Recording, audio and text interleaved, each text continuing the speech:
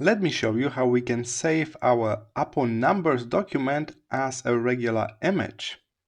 To do that, we will need to click File, Export to, and the first step is to save it as PDF.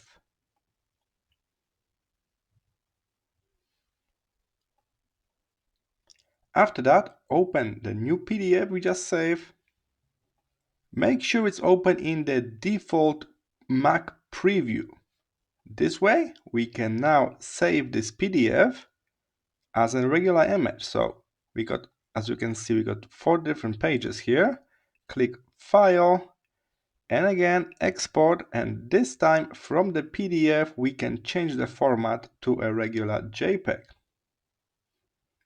Here it is. Click Save, and we got our very first page of the PDF saved as JPEG.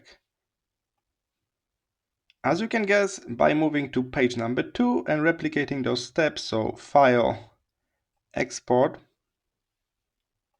don't forget to change the format to JPEG, and we got the second page as the regular image. Super handy if you just want to send it through instant messaging apps so people can see it straight away, even though they don't have Apple numbers. Really handy trick. I hope this was helpful, and I will see you in the next one. Bye.